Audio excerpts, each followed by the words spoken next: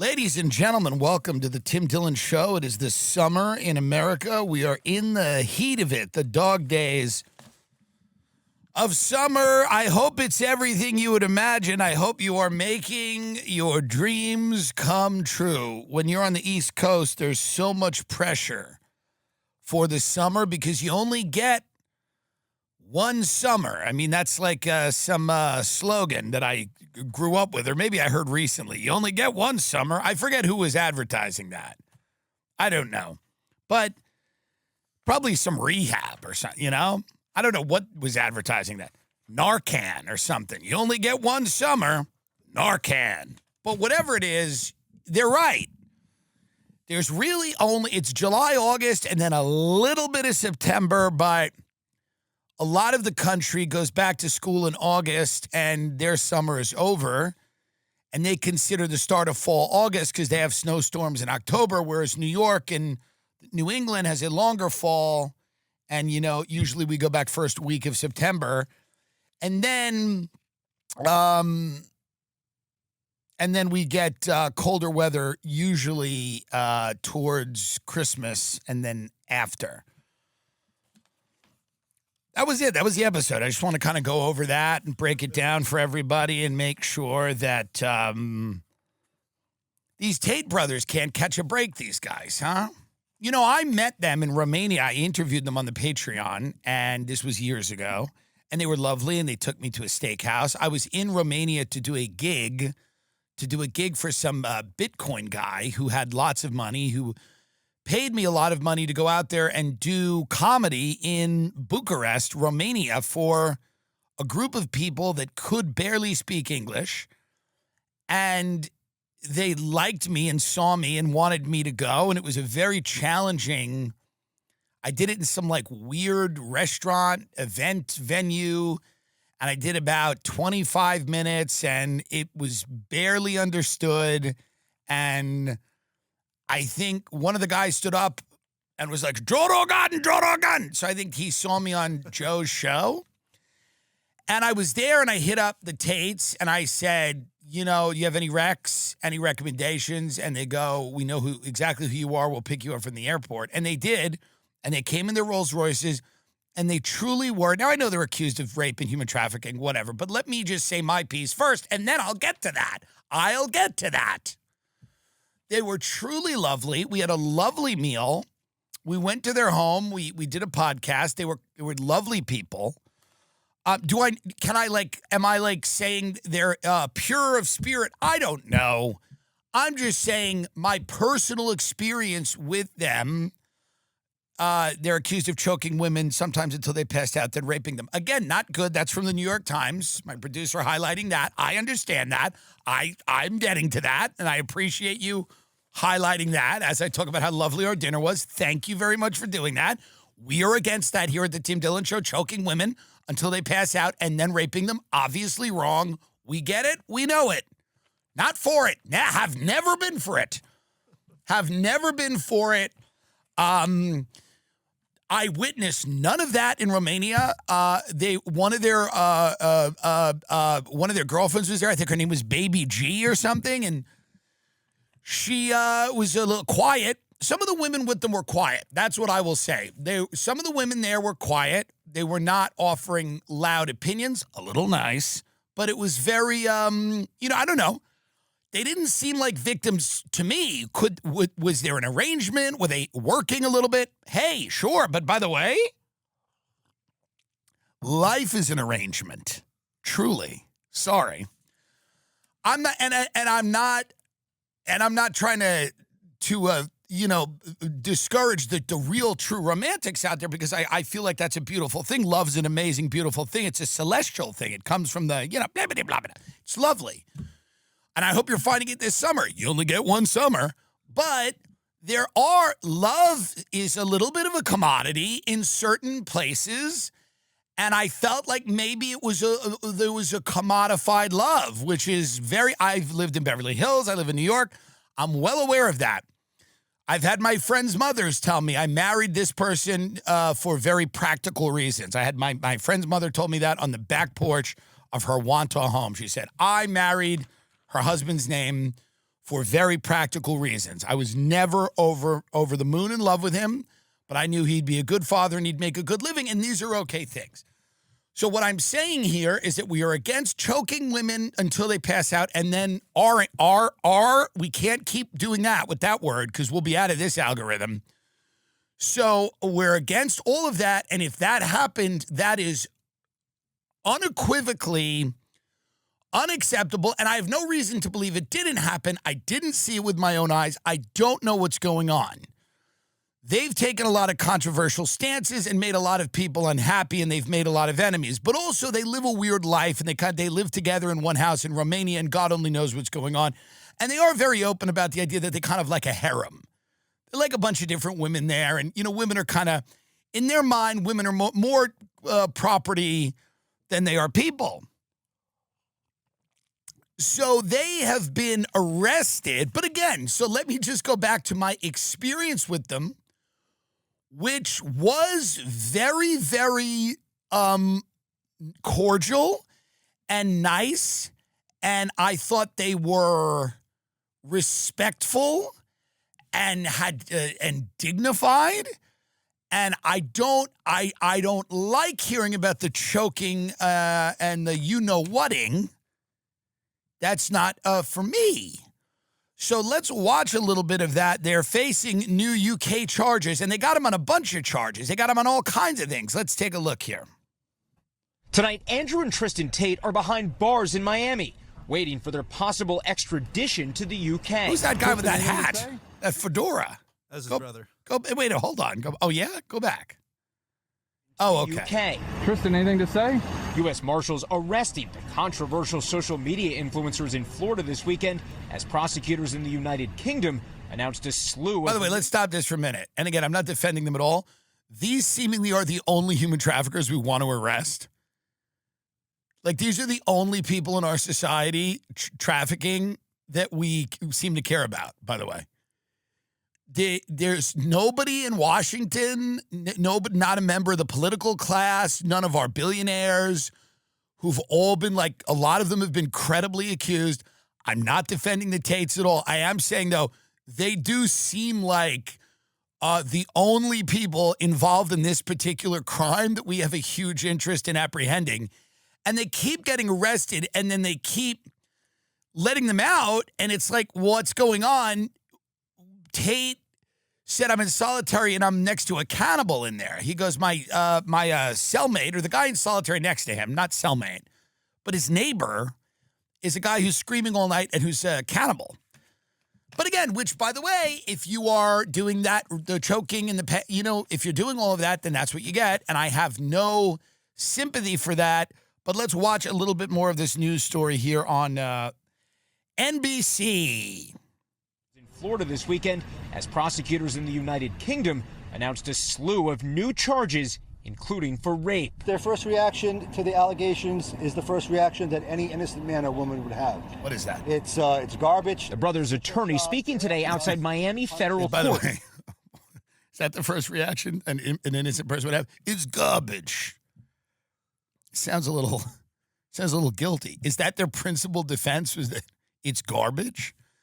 He goes, play that again. He goes, the first reaction any innocent person would have is that it's garbage. Go on. Reaction to the allegations is the first reaction that any innocent man or woman would have. It's garbage. When did lawyers start talking like my Uncle Tommy? Like what? Lawyers on this show, like playing just different things. Like the degeneration of people's ability to communicate is unbelievable. Yeah, they had the same reaction anyone would have that's innocent. It's garbage. Whole thing's garbage. You're like, what? You're my lawyer. Lawyers are supposed to articulate something in a way that you can't. Lawyers aren't supposed to sound like you. Lawyers are supposed to sound like professional, and they're supposed to use legal terminology. They're not supposed to be like, this the whole thing's garbage. They didn't choke nobody. It's garbage. Attorney speaking today outside Miami federal court, where the brothers appeared before a judge in beige and brown prison clothes, shackled at the wrists and ankles as the extradition process begins. We are, of course, objecting to extradition because Andrew and Tristan are innocent. They've never done nothing wrong. They shouldn't be extradited for crimes they did not commit. Who is this lawyer? They never done nothing. They never done nothing wrong. Who is this? This lawyer looks like someone who was taking courses on Andrew Tate's site 4 months ago. They never done nothing wrong, these two. I mean, this is unbelievable. All right, get him out of here. The Tate brothers, friends of the show, we want justice for the women or whatever. I mean, and I don't mean to minimize it when I say or whatever. I just don't really know what's going on over there. I mean, because this has been a saga for years with them. They keep arresting them. They keep going. They're running this trafficking ring, and then they keep popping up again in Miami in a nightclub. So I don't know what's going on. So are they running a trafficking ring, and are they like worldwide international traffickers and rapists or whatever? I don't know what's happening. If that's the case, lock them up, throw away the key, like by all means. But they were lovely to me at a steakhouse in Romania. They picked up the bill. Lindsey Graham's sister, Darlene, announces she will run for her brother's Senate seat. And this is a story that warmed my heart. You know, I cover the news here, and I have for a long time. And a lot of stories make me sad because I, am an empath. I am. I'm an empath, and I feel. And that's the difference between me and others. I feel, sorry for the slurp of coffee, I know that's disgusting, but I feel deeply and I care deeply and I'm moved. And that is why the news sometimes pains me. I curl up into a fetal ball and I say, no, stop it. Because so much of it is negative and bad. Genocide, war, the energy costs are going up or whatever. And this story is nice because here you have a man, Lindsey Graham, who is no longer with us. And he was a senator from the great state of South Carolina.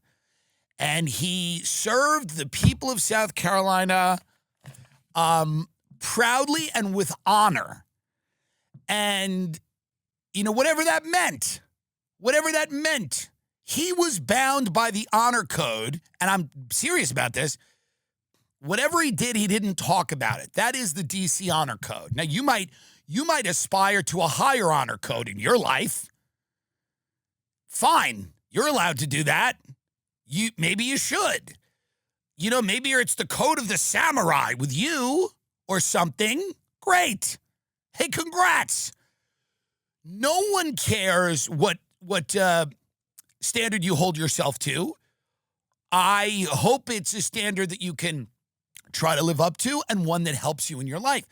Lindsey Graham was bound by the honor code of DC, which is that whatever you did in a hotel room with a dirty boy was not discussed. It was not discussed at the brunch. It was not discussed. It happened. It was there, dirty, shameful, hot, anonymous hotel room shenanigans. And you didn't discuss it. You just went about your day. That was the honor code that Lindsey Graham lived his life by. And again, you might be going, that doesn't sound honorable at all. Well, good for you. In your car commuting to work listening to this. Fine. By the way, you're allowed to have that belief, and you might be correct. But like many of the points in your head where you go, I'm actually right, it means nothing that you're right. It doesn't mean anything that you're right. He lived by a code. Is it the code most people would consider honorable? No. But in his tribe, in Washington, D.C., the people that he was around, the things they got into, this was their code. You kept your mouth shut. And he's no longer with us. For reasons we don't know, we can't know. These are the big questions, the ones we can't even ask. But somewhere along the line, Lindsey Graham, who wanted, and I'm sad because all he wanted to see was Gaza nuked before he died. All he wanted to see was Gaza nuked before he died. I just want to see it go away. All he wanted to see is Gaza nuked, and he never got to see it. He got close, but he never got to see it. Never met a war he didn't love, and he's gone. So now I want you to play his sister again, because in honor of because again, when someone lives a life of honor, as Lindsey Graham has done in his own way, we just said that, his sister has to honor him.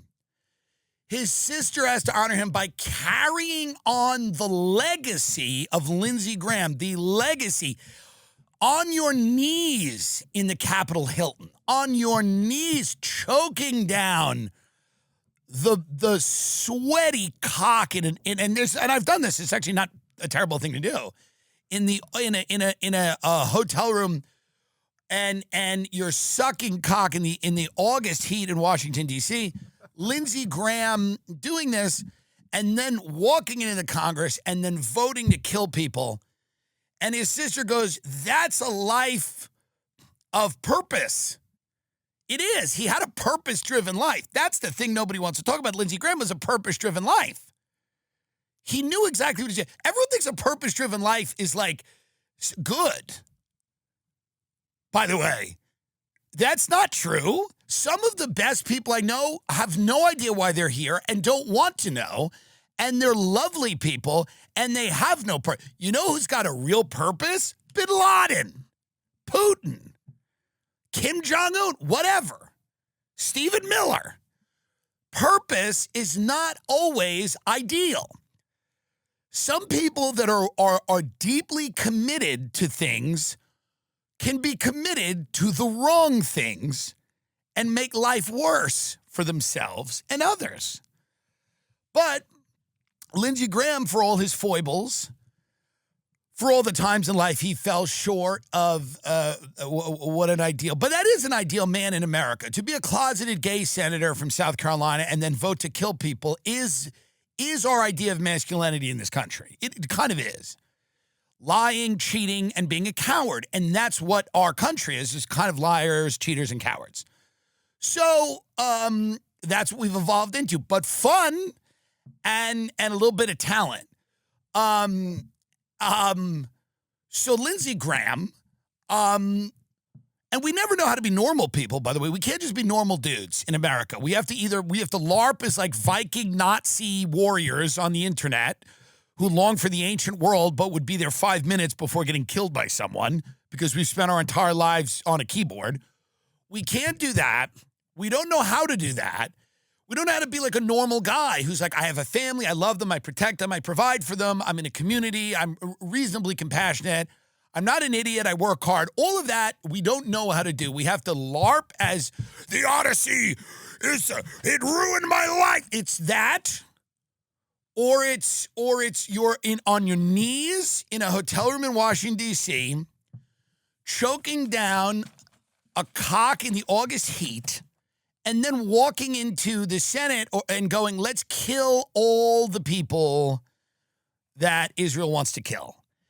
And, Lindsey Graham lived that life. And now here is his sister, beautiful woman, Darlene Graham. I see his face in her, and that's why I get emotional. You know me. I'm an empath. I'm an emotional person. Many people out here on this internet are not. And I feel for them. When you feel the way I feel, I'm moved by a wind will rush my face and bring a tear to me. Just a summer wind. Summer wind. This is Senator Darlene Graham. Try to listen to this interview without crying. And if you can, you're sick. You're a sociopath. Try to listen to this interview. This is a sister of a brother. It's a sister of a brother. It's a sister of a brother. Lindsey, what are you getting up to in that hotel? Are you being bad? Lindsey, are you being a bad boy in that hotel? Now, Darlene, mind your business. We were having meetings all night. Men's work, men's business, Darlene. Mama would cry, Lindsey, if she saw what you were doing in that hotel. Mama's crying in heaven, Lindsey. You leave Mama out of this, Darlene. I'm making deals to make our country safe. Mama would cry if she saw you in that hotel, Lindsey, wearing a dress. Mama saw you in that hotel wearing a dress, and God saw you. He sees everything. Now, Darlene, you shut your mouth. So this is, and by the way, that's a word-for-word conversation. If you found NSA transcripts, that would be a word-for-word discussion of Lindsey and Darlene Graham, both friends of the show, new friend of the show, Darlene. Listen to this interview. And I want you to listen to it with an open heart, because we welcome this woman with an open heart here. Our country has fallen and it needs to get up. And Darlene Graham, hopefully, senator. She is a senator, right? She just becomes a senator. Great. Take a listen to this interview. There's a warmth to her voice. It fills you with warmth. Darlene.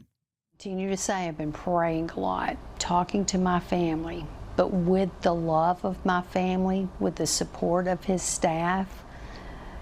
I know I'm a hard worker. I learned that from Lindsey. He cared about the people of this state.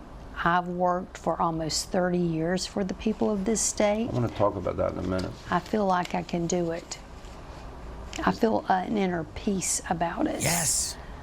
Will it be difficult? Yes. Yes. Absolutely. So you're inclined to get in, or have you even made a final decision? I'm going to do it. I've made a decision. I've made a decision. You're in. I'm in. I'm in. I'm in. I'm in. I'll kill them all. I'll kill every last one of them brown babies. If I see a brown baby in the scope of my gun, I'll kill that brown baby, Sean. I'll kill him in Jesus' name for you. I'll kill them brown babies for you and for everybody and for Lindsey. You know, Lindsey's up there in heaven sucking cock. That's what Lindsey's doing, and he came to me in a dream. He was in a dominatrix outfit, and he was in hell for a little while, but they kicked him out because they didn't trust him in hell. They say, are you working for Israel? The devil kicked him out of hell. Can you imagine that? So he went up to heaven, and he's in a special place in heaven where they're not letting him with everybody else because of his deeds. And he appeared to me, and he said, now, Darlene, you go walk into that Senate, and you kill those babies. Let's keep watching her. There's something about her. I just feel good. I can't explain it. I'm an empath. Darlene. I can't see it any other way. I just can't. I've thought and I've prayed, and he's worked so hard for so long. I can't just let that die. I've got to step in and carry on his legacy. So here's what's happening. Let me explain what's happening in the country right now. The moment you notice something is off in the bedroom, it tends to stick with you. Most guys sit on it longer than they should. HIMS makes it simple to actually do something about it with real treatment options, 100% online. HIMS connects you with licensed healthcare providers online, giving you simple access to legitimate ED treatment options from home. No awkward appointments, no pharmacy lines. Just complete a simple online intake, and a provider will review your information to determine if treatment is right for you. If prescribed, your treatment ships directly to your door in indiscreet packaging. And if that option isn't right for you, there are additional treatment options available. You can find what works best for you. To get simple online access to personalized, affordable treatment for ED, hair loss, and more, visit hims.com/Tim. That's HIMS, hims.com/Tim. Not available in all 50 states. Prescription required. See website for details, restrictions, and important safety information. Sildenafil is the generic version of Viagra. Viagra is a registered trademark of Viatris Specialty LLC. HIMS is not affiliated with or endorsed by Viatris. these people, the establishment Republicans, whatever you want to call them, are on their way out. This is we're about to, potentially put ground troops in Iran. The energy markets are going to be rattled, and even more than rattled. We're going to probably mire ourselves in a quagmire in the Middle East, similar to Iraq, could be worse. China will emerge victorious here as a leader, financially and morally, which is not what we want. And this will be the final war of the American superpower, most likely, if we continue on the path that we are. And the people that are pushing this, Sean Hannity at Fox being one of them, and others, are pushing this as the final battle for the Middle East, for the supremacy of Israel, for the supremacy of a certain Christian fascist ideology that wants to subjugate large parts of the Middle East for strategic, military, and economic reasons. Some of those reasons are religious or whatever, and it is this fusion of fundamentalist Christians in America, some of them, and radical Zionists, people in the Likud party, people like Smotrich and Ben-Gvir, people that are controversial even in Israel. People like Netanyahu that they're starting to get fed up with in Israel, people that are at the far right end of the political spectrum there. This is a suicide pact between these two groups of people. A lot of it is financial. Jared Kushner is making lots of money. All of these guys are making a lot of money. On the other side of this, you have this online contingent of the right that has absolutely no power other than to get views on YouTube. There are people like Tucker Carlson or Candace Owens or Fuentes or any of these people that really, really disagree with what the establishment Republicans are doing, and they're very vocal about it. And in my estimation, and I don't agree with all of them on everything, obviously, but on many of the central points, like the Iran war is a colossal, massive mistake, and our support for Israel is a massive liability across many different criteria. They are correct. They have been proven right. But they don't have any institutional power in Washington, D.C. They have very little institutional power in the universities. They are a movement that exists primarily on the internet with a lot of charismatic personalities, and they have backing, a lot of backing specifically with younger people across America that are more right inclined, and some of them to the left. On the other side of this is the DSA, and the DSA is eating the mainstream of the Democratic Party. The leader of that, Mamdani, elected New York City, which New York City doing pretty well. It has not turned into a hellstorm of chaos here, by the way. It's like fine. Now, could it?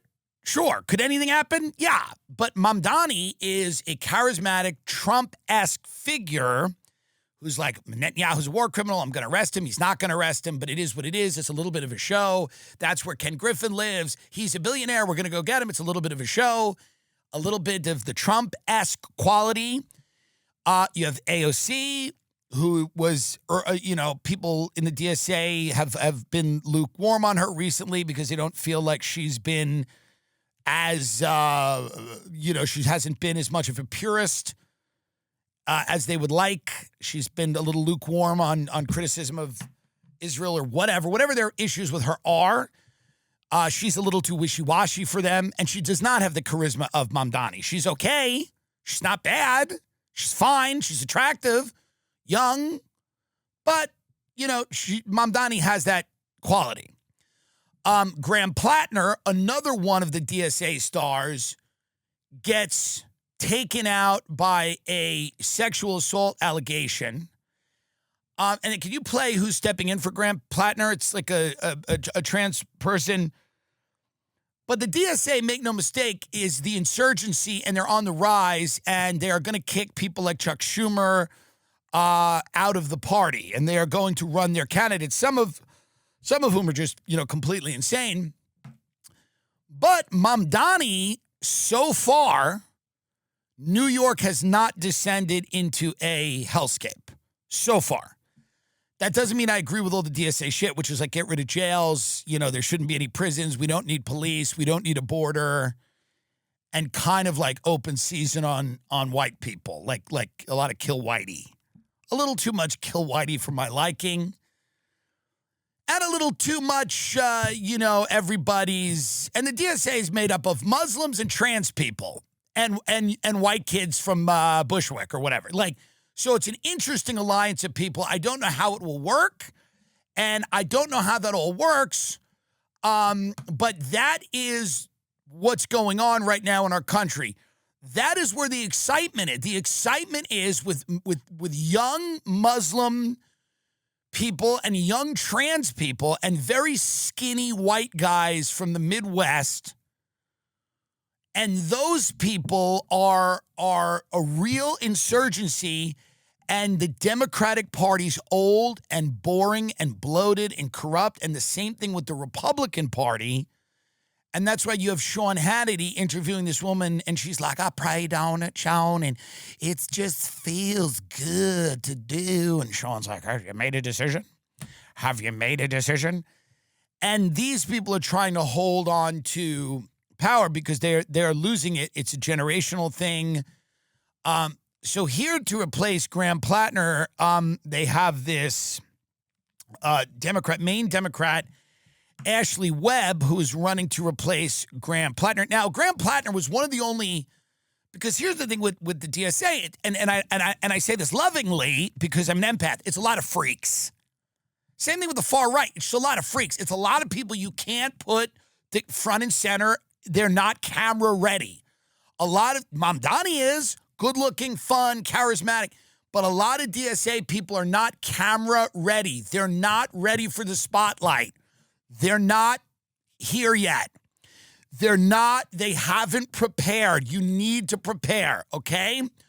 So this woman, and I say that because I recognize trans identity, and this to me is a woman. It's not a great-looking woman. It's not Vanna White.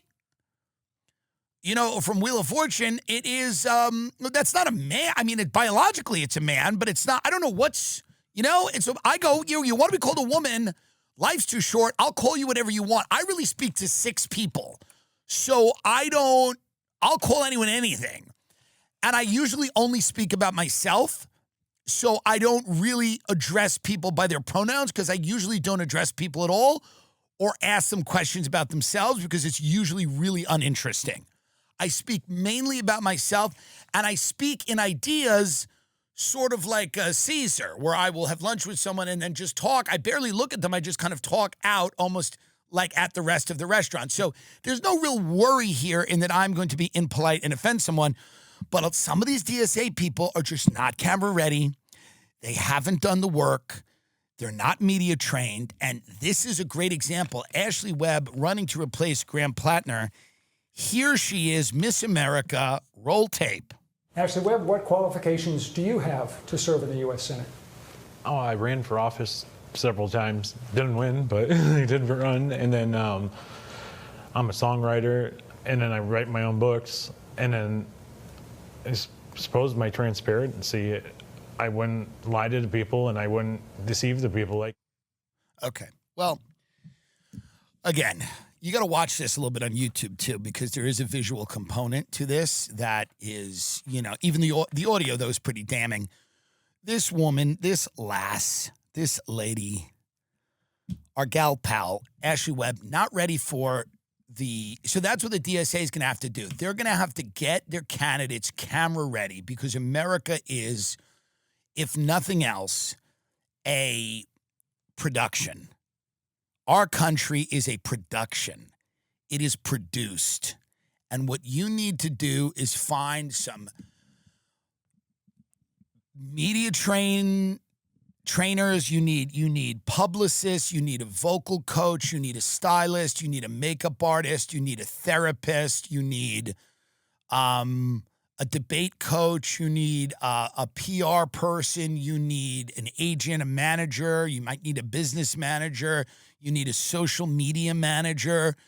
You might need a Reiki healer. You need a spiritual advisor. You need a gender specialist. You need a lot of people to cut. You need someone to sage the room. You need a lot of people to come in here and get these candidates, because some of what they're talking about, I'm all on board with. Get people health care, get them jobs, whatever. But if you people think you're going to have any hope or any chance, you need to wrestle control of that organization back from the freak show. In the same way that people on the far right are going to need to do that, because you can't keep nominating like Hitler-loving, women-hating psychopaths who want to like burn down every institution in America that isn't some like revival church that they come from, where they're also raping people, most likely. But so you can't nominate the Tate brothers either. You understand what I mean? Like, you can't nominate Clavicular for the Senate, the far right. I know they would like to do that. They would like to nominate Clavicular, and the far left wants to nominate this person. But here's what we need to do. It's a production. Take a little lesson from Hollywood. America's not going to, you're not going to change America overnight from what it has been for the last couple of hundred years. We are a produced country. It is a production. And you need to put these people, this woman needs to go through a car wash. This woman needs to go through a full-on car wash. There needs to be 15 professional dog groomers on her. You need to get them on her. Put her in a car, put her in a carrier. Put this woman in a carrier, zip it up. She's going to the groomer. Take her to the vet. And I'll tell you right now, if you don't do that, you're not going to win. Take this bitch to the animal hospital and figure it out. And it has nothing to do with her gender. It has to do with her appearance and the way she is speaking, which disturbs me. The DSA's got a lot of hot tranny boom bannies. I'm sure of it. You put a nice hot Asian tranny up there spouting some Marxism, daddy's all ears. I don't know what the fuck this is, and no one does. So put her in a van, take her to the car wash, make her walk through it. Like Cersei from Game of Thrones at the second to last season, or last season, I forget. She should walk through the town square, and everybody should shampoo her enough already. I'm a singer, and I'm a songwriter. Enough. So that's a little PSA, and I don't even agree with the DSA a lot.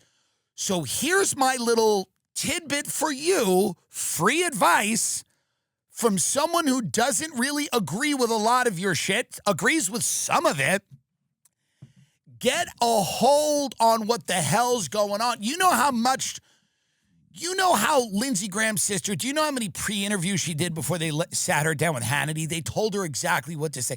Tell him you prayed on it, and it is what Lindsey would have wanted. Tell him you know it's going to be difficult, but you're going to rise to the occasion. Tell him that. Let's finish her interview, because, by the way, she at least, you know, is doing the bullshit they've always done. It's not working as well because nothing does. You can't run the same. This is the problem right now with our country, by the way. We are in need of new scams, like badly. You cannot run the same scam for 100 fucking years. People get hip to it and they need a new scam. Lie to people in a new way. Put work into it. You can't completely just the same bullshit. I prayed and God said kill them all. So that's what I'm here to do. You can't just keep falling back on this folksy bullshit. People are seeing through this. People understand what you're doing. Meriwether Farms, an American beef company based in Wyoming, is bringing the beef stick back to where it belongs, American cattle. They mean beef steak, right? No, it's a beef stick. Like a beef jerky stick, kind of. Oh, a beef stick. Yeah, but they make it like really good. Oh, well, I love that. Keep this all in. I love that. Made with natural beef raised without antibiotics or added hormones, our beef sticks are bold, clean, satisfying, and rooted in American ranching tradition. We offer 3 flavors: original jalapeno, Zero sugar with more exciting flavors in the pipeline.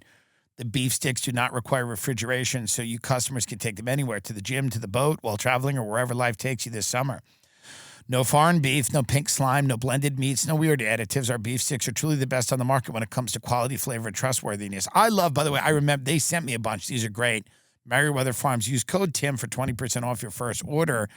I really, really enjoy the beef sticks, and you like them too. Yeah, I've had them. They're good. You know why? Because sometimes you need a really healthy protein snack, right? Yeah. Yeah. So to me, this is a good option. You know what I mean? Because otherwise you end up doing crazy things. Like you melt a bag of M&Ms. You know what I mean? And then push it out of it it's melted in your car, and then you push it out of its package like a Go-Gurt into your mouth. You don't want that. Meriwether Farms natural beef sticks. Go to meriwetherfarms.com. Use code TIM. That's MERI. Can you spell that? Yeah, MERIWETHER. But that's not how you spell weather. No. But Meriwether is a different thing than weather. Yeah, it's just like, I guess, like the name of the ranch or something.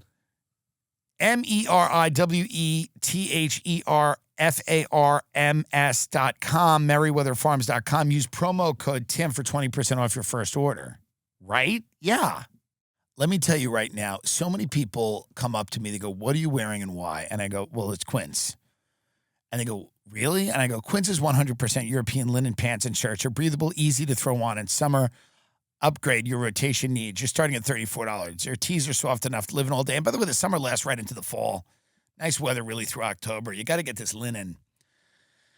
Their tees are soft enough to live in all day, and the lightweight cotton sweaters are exactly what you want when the summer nights cold on. Everything at Quince is priced to 50 to 80% less than similar brands. They work directly with ethical factories and cut out the middlemen. So you're praying for exceptional quality, not brand markup. I love Quince. Don't you love Quince? Yeah, I'm wearing it right now. It's so good because sometimes people are wearing something and you go, why are you wearing that? You're a stupid head. And they go, why would you say that to me? I go, because you're stupid in your face. And they go, why are you being mean? I go, because you're wearing dumb stuff. And they go, what? And I go, get Quince.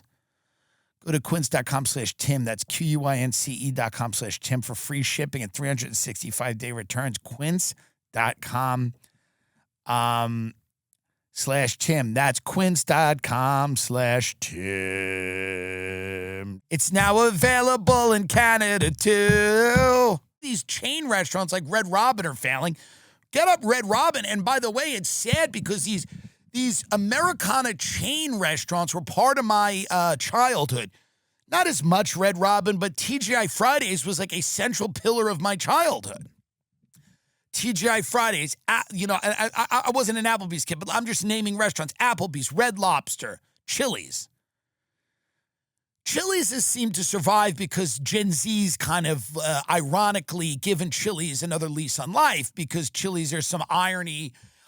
There's some nostalgia mining going on at Chili's, nostalgia maxing at Chili's. People, for whatever reason, like to go to Chili's because it gives them that, it's like a fun, kind of bullshit example of Americana, whatever. And I like Chili's. No hate on Chili's. But the rest of these things are going belly up, and they're going belly up quick because, you know why? People have realized that's not food. You got away with it for a long time, giving people things that looked like food and smelled like food, but were just chemical sludge. And then eventually people go, oh, these restaurants have been buried in a sea of documentaries, in education, people getting smarter. People go, hey, man, we know what this is. It's not food. It's fun. It's hot. It's if we're drunk, and that's what it was for many years, you were kind of buzzed, and you were like, all right, yeah, I'm buzzed. On a Wednesday, I'm buzzed, and I'm going to have this thing. I'm going to eat this fish-a-majig. That was one of the things at Friendly's. It was a fish sandwich. But, like, I'm going to go to Bennigan's and have the Turkey O'Toole. Or I'll go to TGI Fridays and have the Jack Daniels strips, which were very good. But, again, none of this is food. It's a circus. And by the way, it lasted for decades. It lasted for decades. People would go into those restaurants, my family included, and they were fun, and they were packed, and there was a lot of people there, and they were eating the three-for-alls, and they were eating the Big Mouth burgers. Oh, a burger. And they were eating I think at the end of Fridays, they had something called the Bucket of Bones, which was just ribs and French fries in a bucket. It's called get that a Bucket of Bones, TGI Fridays. They still may have it. There's only a few Fridays left. But near the end of that, this is what they were serving. They were, there you go, the Bucket of Bones. Come on in for the Bucket of Bones. Pork ribs blasted in our signature sauce, bone-in wings, seasoned fries. Yeah, it was in a bucket. It was a bucket of shit. And again, this isn't good quality stuff. They buy this in bulk, and it's preservative-laden shit that's meant to last forever if it needs to. If there's a soft month, that it sits there until you come back in the next month and eat it. And all of those theme restaurants were based on the idea that it was fun. It was a blast. You were going to have a good time. And the food was whatever it was. I'm drinking coffee from the Starbucks box because I brought the Starbucks box now the milk's going everywhere. They give you this milk. We really live in hell. And I'm going to use this plush lobster to wipe up all of the coffee and the milk that just spilled. And then I'm going to throw this lobster in the garbage. And that's the way we're going to handle it. But Red Robin trims its flock. Burger chain closes another restaurant in a shakeup that could see 50 shuttered. Yeah, they're on the way out. They're on the way out. This was a scam for years. It was a fun scam. We all not all scams are bad, by the way. The word scam has gotten a negative connotation. But not all scams are bad. This was a scam. It was like, what if we told them this was food? And then they were like, I guess we could do that. And they go, yeah, we'll put like tennis rackets on the wall and a bunch of silly hats. And they'll come in and we'll get them drunk and then we'll serve them pretzel bites or something. It's fine. What do they care? And it was, by the way, it was fine. It was good. Nothing was better than going to TGI Fridays as a young kid and eating at TGI Fridays. Right, brownie obsession, tostado nachos. Yes, thank you very much. But here's the deal. We're a morbidly obese country right now. We are looking at why. One of the reasons why is the food we eat is industrial waste. It doesn't matter how much memorabilia you put on the walls or how many fun snow globes you litter around a restaurant or whatever the hell you do. Whatever fun, old-timey posters you throw up in there to give people the idea that it's it is a factory of chemical waste and industrial sludge. That is what Red Robin is. Red Robin closed. Because people know right now that taking your children to these restaurants is guaranteeing them a horrible life. If I walk my child into this den of sin and I feed them burgers and brownies and fucking wings drenched in chemicals, they're going to be a fat pig and their life is going to be tough and it's going to be hard and their health is going to decline rapidly. So things like Red Robin, the jig is up. The scam has ended. You have to be terribly, terribly abusive to your children I'm not talking about you take them there every once in a while. You're on a vacation. It's a rest stop. There's something there. But to take them there, the way our parents took us to these places would be abuse. To take your children to fast food or fast casual, whatever this is called, family dining, they target lower income to middle income families, and they exploit the need for a family without a without a lot of time to need to feed their children, and you bring them into these restaurants, and these restaurants, now they look old and haggard, but when they were hot, they looked fun and cool. But we are now looking back, and we have an epidemic of diabetes. We have heart disease. We have a lot of problems in this country. And we turn around and we're looking at these types of restaurants. We're looking at Red Lobster. We're looking at Fridays. We're looking at Chili's. We're looking at IHOP. Sorry. We're looking at Waffle House. We're all of these restaurants. The American diet went under the microscope over the last few years, and now your children are going to have to get injected with drugs to just remain a normal size. And why? Because of this. So I know it's really sad that people are losing their jobs. I never want to see people lose a job at a place, because I know there's a lot of people that work at Red Robin, okay? And a lot of people are probably mad if they listen to this. You're like, shut up, you fat fuck. What should we do? I get it. I stand with you. But you need to find a new scam.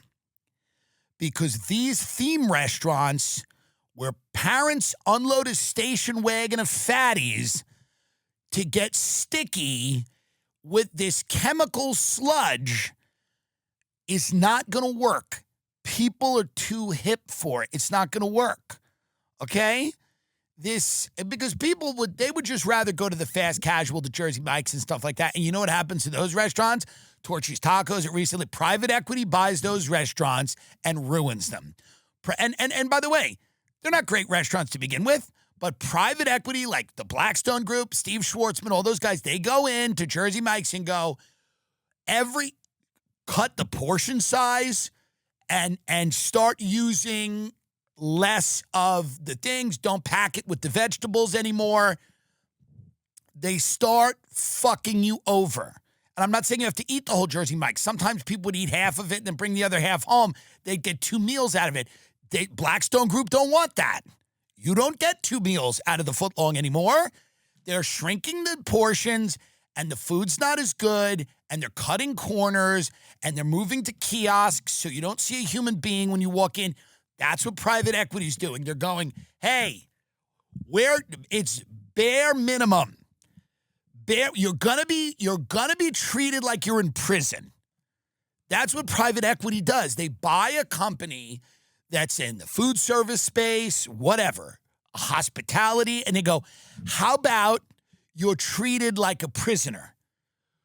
We're going to determine, like Israel does for Gaza, the exact calorie amount you need to live, and that's what we're going to do. That's how we're going to roll here at the new Jersey Mike's private equity version, where you're treated like a prisoner. And you're going to order at a kiosk, and then a disinterested Central American who does not speak English and doesn't know where they are is going to, and they're lovely people, but they're going to hand you a shitty sandwich, and you will eat it in your car so that the executives of Blackstone can buy a 17th house in a country you've never heard of to go live in when the Great War comes. So that's where we're at now with a lot of these restaurants. It is cut the costs, trim the operating expenses, bring in the robots, and make it, because they go, it's all monopolies and you don't have any choice, and what are you going to do? Where are you going to go? There's not a sandwich shop like a mom and pop. They're out of business. You want a sandwich, you're going to Jersey Mike's, or you're going to a grocery store and making it yourself.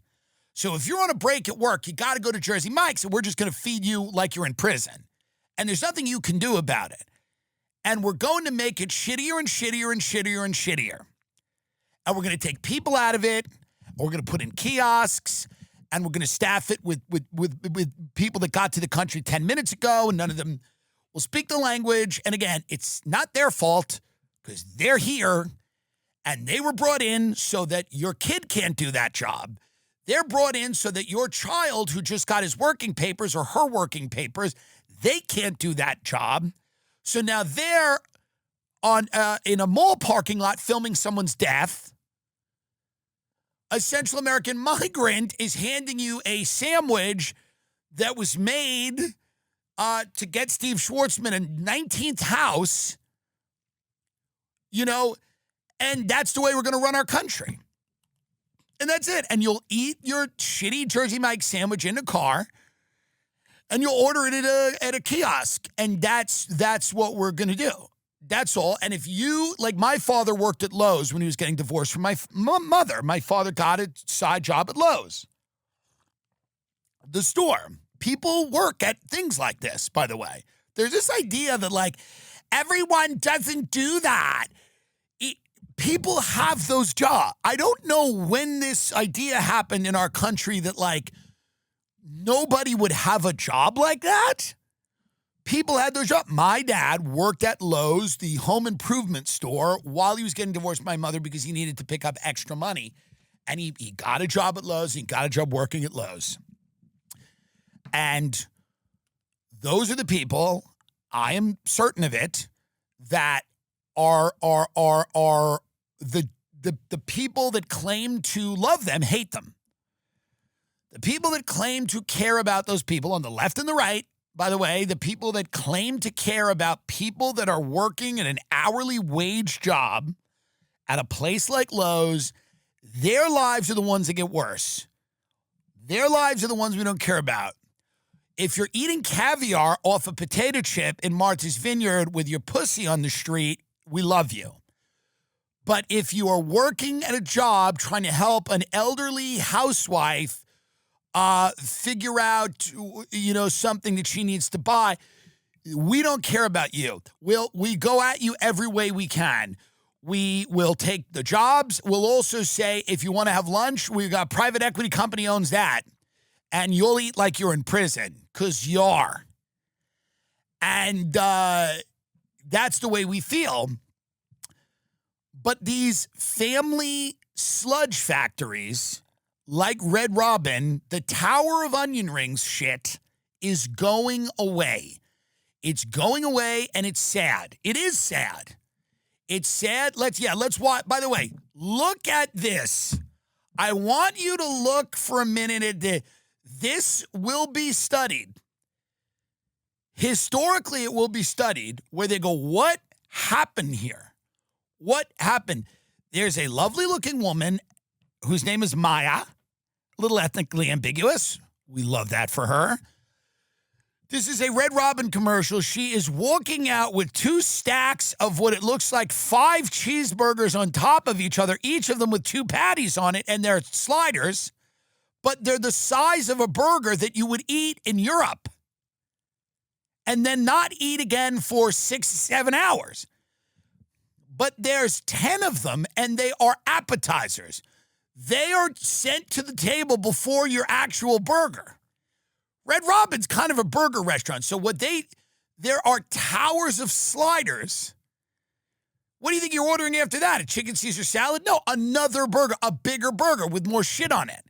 Now, Red Robin's got burgers with guacamole and barbecue sauce and blue cheese, and it's just like it never stops. But they start you off with towers of burgers, little burgers, to get ready for the bigger burger. And this is no longer, like, if you're sitting there and you have a little bit of an overweight child, you have a child that's exhibiting the tendency to be a little overweight, and you're sitting there, and I was this child, so don't talk to me like I don't know what I'm talking about. You're sitting there, and the waitress puts down the tower of burgers, and the little fatty's eyes light up. You realize you're his pusher. You're his drug dealer. You're his drug dealer. He's getting excited about food and fat and sugar. And I'm not saying you shouldn't like food or love food or appreciate food. Many people in the world don't have it. But this disgusting pornography at the table of just burgers stacked on top of each other, you're teaching your children that food is some type of circus where their job is to be impressed and wowed and bowled over by the fact that the food doesn't even look like food. It looks inhuman. It looks like some type of strange fucking, thing that would come to you in a dream. It's a cartoon. It's like these Dagwood sandwiches. It is a novelty item. That's not food. It's frankenfood. It's a novelty item. And it hits the table. And if you're a parent and you see your fat little child grab one of the burgers and start wolfing it down his face, if you have any conscience, any decency, you go, this is bad. This is wrong. I'm killing you. Let's watch the rest of this commercial. Are those the towering sliders?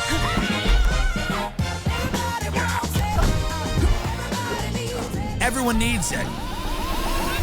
Now, let me describe the commercial.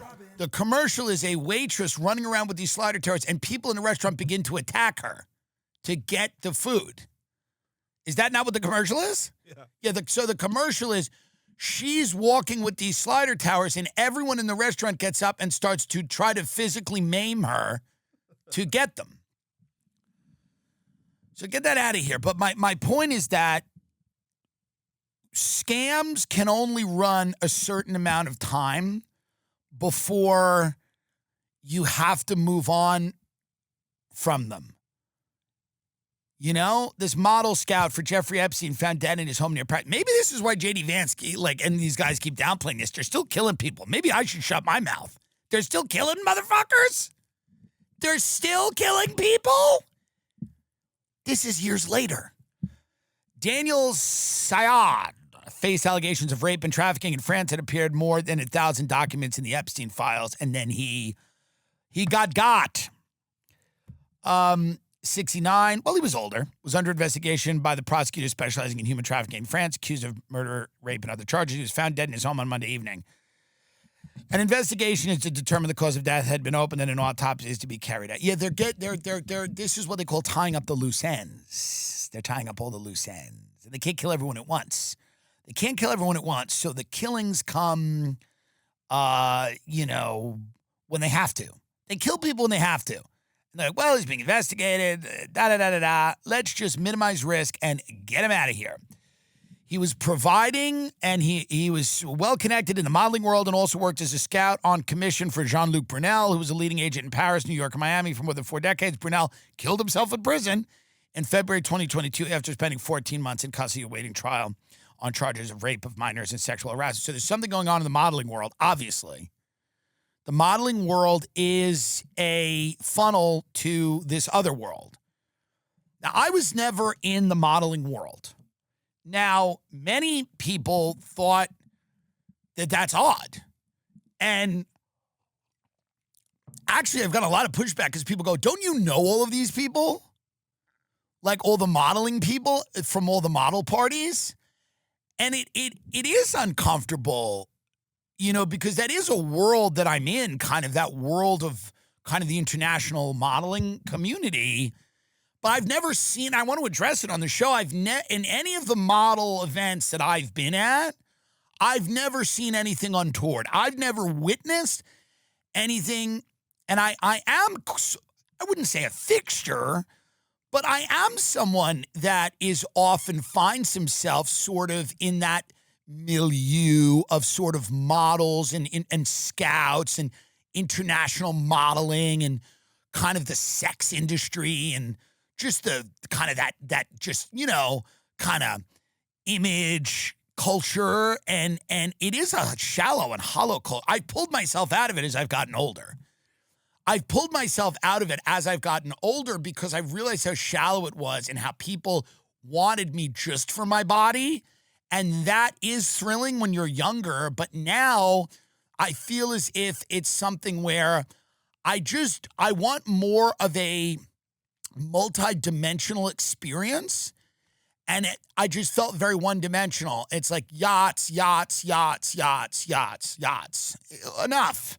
How many boats in the south of France am I going to go on and have people ogle me? So in this modeling world in which I live and am very accustomed to and know like everyone in, it is hard that some of my heroes, John Luke Brunel and this man, some of my heroes, the great photographers, the great agents, scouts, these people were like family to me when I was in Paris, being sort of just model and model adjacent. And it's hard to look at a group of people you thought you knew. And I was like, I thought we were all just having fun being hot on a boat. What's all this other stuff? What's all this other stuff? I thought we were just having fun on a boat being hot with some billionaires. What's going on, guys? Why has it all gone wrong? Why has it all gone wrong? That's the question. But, you know, there are these yacht parties in all seriousness. That was a bit. I want people to know. I actually, because I know it is confusing, but I actually was not a model. But this world, this modeling world, they have these parties, these yacht parties, where these people are basically like, they're basically like, sorry, I'm returning. You know, RFK called me. He was mad at me about that. I said he wasn't doing anything. And, you know, supposedly, and here's where I will defend RFK. I do like RFK's family a lot. And I like him and Cheryl. And I did that whole thing about we want more. I want more. I do. And he fought the glyphosate thing, and they overruled him because we're ruled by corporate oligarchs, and they're not going to let him do anything. And I think some of what he wants to do is probably silly, you know. But some of what, you know, I think he had a thing where he thought the candy Fun Dip gave you AIDS or something. But whatever. I mean, you know, supposedly he's actually going to do something with ultra processed foods that's good. He's going to like designate them, but he called me, he goes, hello. I said, hi. He goes, how are you? I said, good. He said, someone showed me a clip of you saying that I wasn't doing anything, and you played the clip on your show where I hit the yak with my phone. I said, well, yes. I said, well, I said that because I said, you are an exciting character to me, and I think we do have a lot of poison food. And I was a victim of it as a child. Not a victim, a willing participant, but a victim. And I think a lot of kids are victims of these corporations that are poisoning fucking kids, man. And he goes, well, of course, I agree with you, but I'm doing a lot behind the scenes that people don't know. We're the first administration to come up with a definition of an ultra-processed food. And he goes, I fought the glyphosate battle, and I lost, but I campaigned heavily for that. So I said, by the way, I will correct myself, and I'm a man of my word. I'm a man of my word. You know, can you get something up about the ultra-processed food and see if he's behind the scenes trying. It's hard, I guess. What's happening? I like this. So 9 hours ago, and I'm, by the way, credit where credit is due. Thank you. Senate advances Maha-friendly bill for food warning labels and junk food ad bans. So they're going to try to put warning labels on food, and they're going to try to ban junk food advertising. By the way, I think that's good. I think that's good.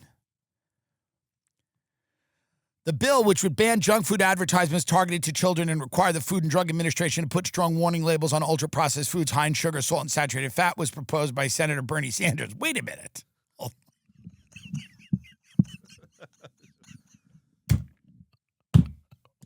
Oh, hold on. An earlier version of the bill died when Sanders introduced it back in 2004, but that was before President Trump appointed Maha leader RFK as health secretary. So RFK's on board with it. Good for him on that. Here's the deal. When are we going to wrestle with the fact that both the Republican Party and the Democratic Party forever have just been okay with everyone being poisoned? People are going to have to start asking those questions, and unfortunately, it's not going to bode well for fucking Red Robin. Red Robin death. I think that, you go to Europe. Europe has junk food. Europe has things you can eat that are naughty.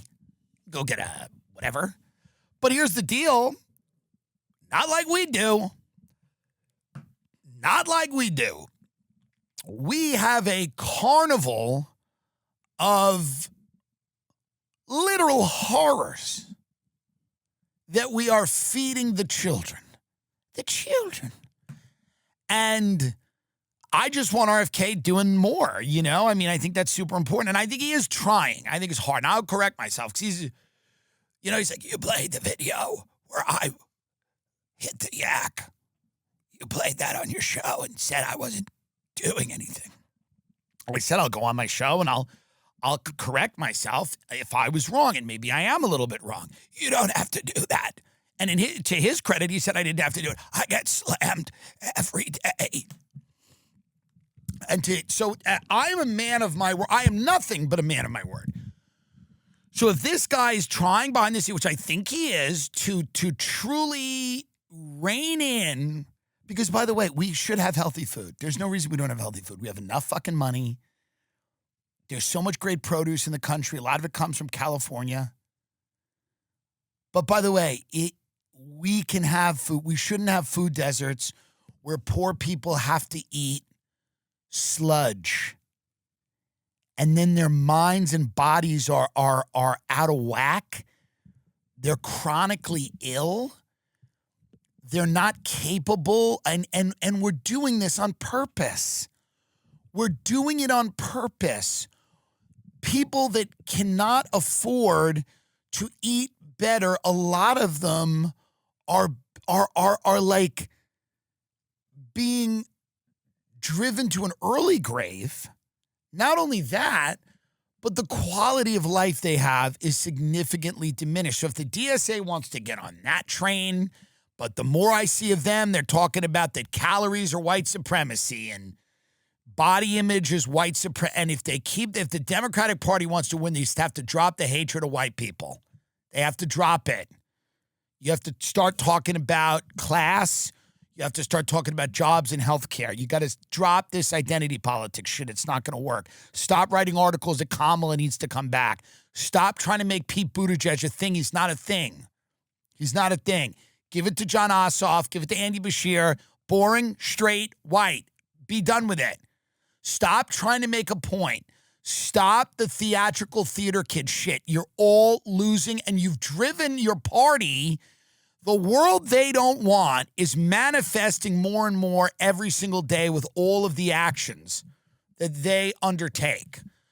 So this weird theater kid energy got released in the Democratic Party. I'm going to end on this, but let me tell you exactly what happened.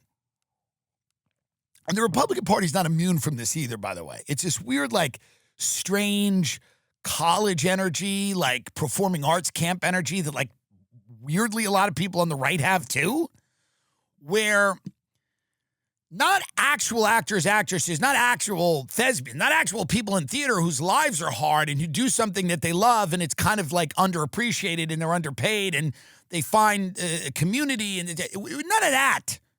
We're not talking about that. We're talking about the simulation of that. That's what a theater kid is. It's that with a net. It's being able to pretend that you've made the sacrifices to understand, but you haven't because you're a theater kid and you're at some summer camp or you're in a high school or college or whatever it is. So you have all that diva behavior with nothing to back it up. And you've not earned it. And you are going out and proclaiming that you are worthy of attention, but you haven't mastered the skill and honed the craft to deserve it. You are a petulant, childish, tantrum-throwing baby. That is the energy, unfortunately, of a lot of people in both the Republican and Democratic parties right now. The Democratic Party is the one that I focus on because they should win the midterms and then the next election, because the Republican Party is about to put troops on the ground in Iran. Their best idea is to have Lindsey Graham's sister take his Senate seat and vote so that we can go further into World War III while Lindsey Graham sucks cock in another realm. So they rightly should lose. And the Democratic Party, and people get mad at me, what are you saying, there's no deep state? No, dummy. But if the deep state can never be affected or impacted or changed, then why even elect this guy? Why did you all get excited and wear the dumb hats, dummies? Why did you care so much about this guy and his election if this deep state, if you were just going to blame everything on the deep state, then what the hell was the point? Why did you go to the rallies? Were you just trying to go to a concert? And that's really what it was. Did you just like the merch? Why did you care so much about this guy? Why isn't he investigating his own assassination attempt? Let's talk about the deep state for a minute, by the way. Why don't we know anything about the guy that assassinated him? Okay? Or tried to. Sorry, attempted. I'm not saying there's no deep state. I'm not saying there's not some permanent government apparatus. I've talked about it a million times on the show. I get it. But for the people that ran on upending the deep state to then come in and blame things on the deep state, seems like you have to be an idiot for that to work. Why were you excited for this guy to win? Why did anyone think it would be interesting for this guy to win if he was just going to do all the things that this deep state wants him to do? What is he doing that they don't like, by the way? Maybe some tariffs that'll just expire the minute he's out of office? He's in Iran. He kidnapped Maduro. Flock cameras are everywhere. The tech people are getting all the money. So who is this deep state again? Who are these people that are really upset and up in arms with him? Who are they? I don't know who they are. He seems to be. What would they want him to do that he's not doing? He seems to be pretty lockstep with all of these people. Surveillance technology is everywhere. The pace at which unregulated AI is going to grow and become a real problem is harrowing. We're about to commit troops to a war with a country and we'll probably lose. That's the other thing. Unless we put 1 million people in there and hold their government free, and then what'll winning look like? It'll just be tallies of dead people. It's going to be a nightmare. It won't feel like winning. It'll feel like losing, and it'll probably be actually losing too, because there's not much you can do in that country. But again, we're on the brink of that. We're on the brink of that. So again, I'm asking all the smart people, and I'm excluding the paid hack MAGA people that are getting paid by this. That's great. He unwound DEI. Ta-da. Great. I'm all for that. We've invaded, we're about to invade Iran, a year and a half into the presidency. He's running crypto scams out of the Oval Office. His family's gotten really rich.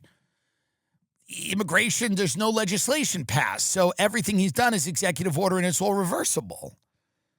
Whatever. I mean, I don't even, listen, I'm not sitting here chastising people for their beliefs, meaning that you're allowed to believe something that isn't true.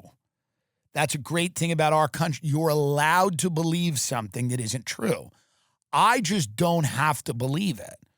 You can't make me believe it. Because when you talk about this deep state, and I go, well, what would they want? Permanent war? Check. Surveillance? Check.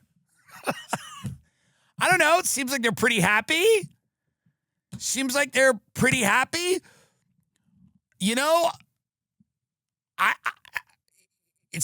really didn't like Bernie Sanders. It's deep state. And they probably didn't like Trump early on. I don't know what happened. They certainly didn't like him early on. They seem to have warmed to him now. I don't know what happened. Maybe it has to do with that shooting, but no one will investigate it, so I don't know. But I'm a man of my word, and if RFK is trying, then RFK is trying. Thank you. You played the video where I hit the yak with my phone. Yes, I did. So I'm a man of my word, and when you're a man of your word, you have to honor your word. I'm an empath. I feel.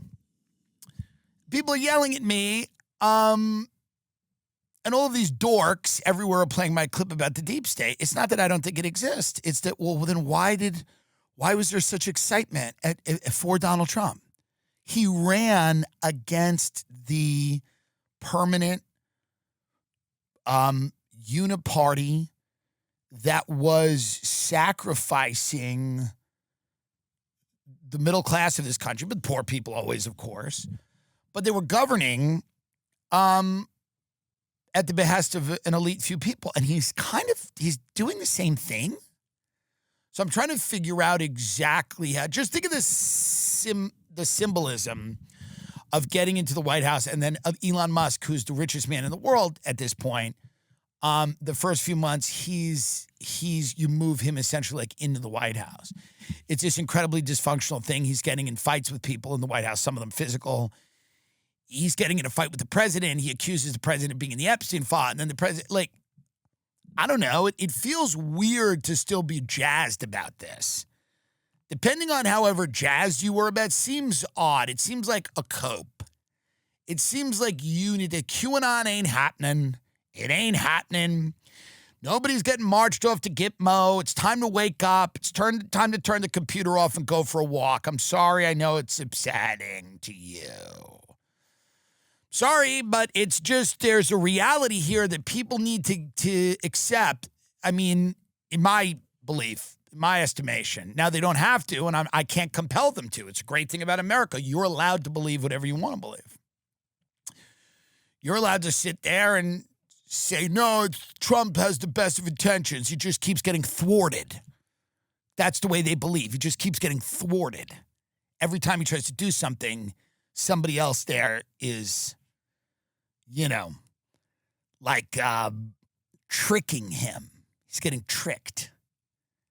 So, and there are people that'll believe that until they're dead. There's people that'll go to their grave believing that he was the one true great American patriot hero. The guy that hosted The Apprentice was the one guy that tried to save America, but he was thwarted. And that's okay. They're allowed to do that. If it makes you feel better, something's got to make you feel better. It's either going to be the Red Robin burger skyscraper that they bring out to your table, or it's going to be the idea that Donald Trump was the last great hope of America, but he was thwarted. He was the only one who cared about us. So something's got to make you feel good. Something's got to make you feel good. It's what it is. Something's got to make you feel good. You could get on your knees in a hotel room in Washington, D.C. and suck off a congressional page and then vote to kill everybody. Or you can eat a big onion ring tower at Red Robin, or you can believe that Donald Trump was the only person in our country that ever cared about you. Whatever you need to enjoy your summer. You only get one summer.